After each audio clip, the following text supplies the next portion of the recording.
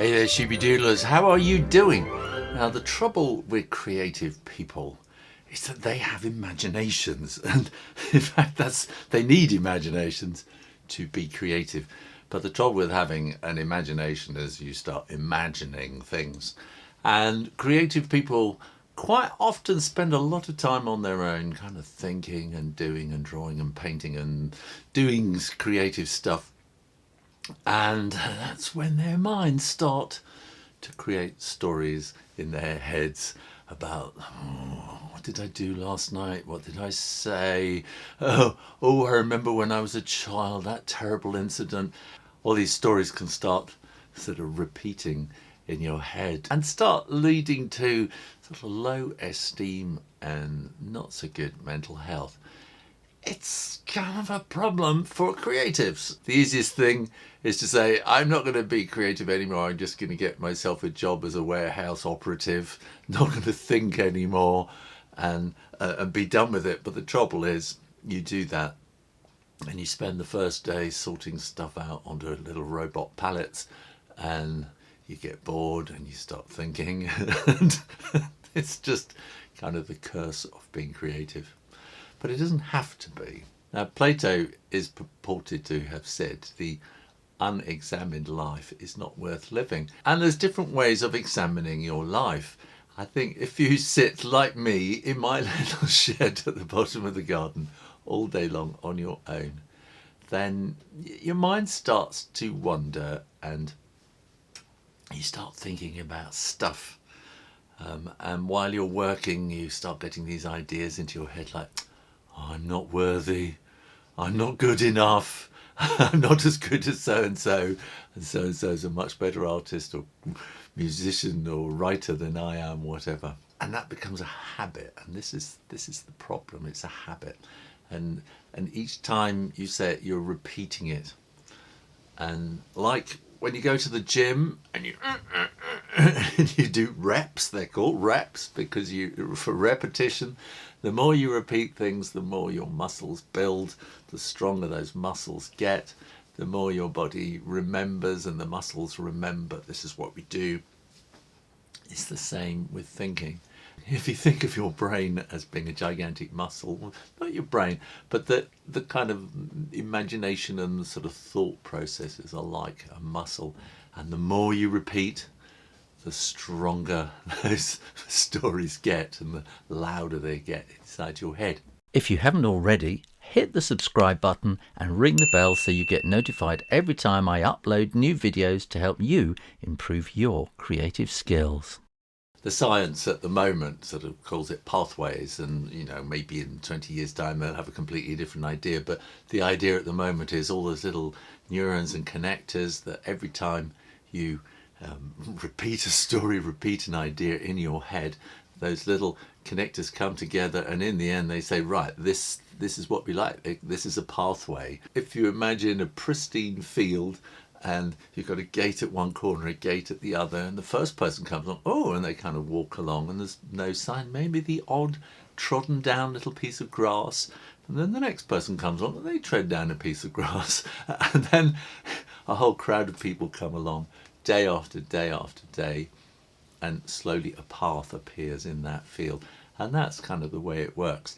And that path gets laid down, and centuries later you can probably still see it from an aerial photograph. That's what's going on in your head. So these thoughts get stronger and stronger, and you start believing them, and so in the end you're telling yourself all the time, I'm no good, I'm not worthy, and it's going to get you down, it's going to get you depressed. Now, the first thing is that those thoughts are not necessarily true. So you can examine those thoughts and say, well, what is this thing that I think about all day? Is it true? There are some thoughts that, intrusive thoughts they're called, which used to just pop into my head a lot and make me cringe. And these were from childhood, and I'm a long way away from childhood now. And these thoughts would pop into my head. And then one day I really sat down and thought about them, because why does this keep coming into my head? And I realized that these were stories that had been created around an incident that I had nothing to do, My brother had sort of twisted it around as a child. The story had grown and grown within the family until I believed it because I didn't know any better. And I was being blamed for all sorts of things. Actually, blamed for setting the house on fire when I had actually nothing to do with it. I'd sort of lived with this terrible guilt and these intrusive thoughts that kept coming into my head. I had to sort of start asking, what actually happened? And it all started coming out. It was nothing to do with me, but it was this convenient story. You know, I was a little toddler and sort of done something, switched something on, and so it was all my fault. It wasn't my fault at all. It was my parents who were lying drunk upstairs in bed in the afternoon. Very convenient for them, not convenient for me. So that thought, well, apart from now, of course, it's intruded into this video, that thought just doesn't pop into my head anymore because I sorted it. And if you can sort those things, then that's really good. Those kind of intrusive thoughts. But it's not easy. It's hard work. And you've got this terrible, terrible habit of thinking about it. But getting to the bottom of it is kind of the first step. And then there are all those standard thoughts that creators have. I'm no good. I'm not very good at this. I'm terrible. And you'll probably find that people who, in public, doing yeah, I'm the greatest, I'm fantastic, I'm really cool, they're probably the ones who go home and feel the most lowest esteem because they've gone up so high they're going to come down a lot. And how do you get over that? One way I got around it was that this is a thing that comes into my head and this is a thing that makes me feel bad. So I'm going to give it a name, like Dave or Matilda or something. Just give it a name and say, I don't like that thing, and sort of give it a shape and give it a something and start pushing it away and say, I'm not going to think about that. And think about something else that is positive instead. So you kind of replace that thing and your brain, those pathways sort of change. So you try to push out the bad thing and immediately replace it with something positive. And that positive doesn't have to be, I'm the greatest artist in the world. It's just, I have a right to do what I do and to do it as best I can. And to be kind of honest to yourself about that and saying, maybe I'm not the world's greatest artist, but I am doing what I do. And find a reason for why you do it. I think some people do it for the glory of the Lord. Some people do it for the glory of nature. Some people do it for money. Some people, whatever. But if you find a reason for doing what you do, then you can say, I am doing the best I can, and this is why I'm doing it. And sort of have a feeling inside for, what is it that makes you wake up in the morning and want to get to work and be creative? And replace those bad thoughts with something immediately. And that can be quite difficult because sometimes these thoughts come in and they overwhelm you and you don't even know you're thinking them. But it's learning to recognise, it's sort of getting a feeling, sort of work out some kind of alarm system that goes pa-ding, pa-ding, pa-ding in your head. That thought is in here, get it out quick.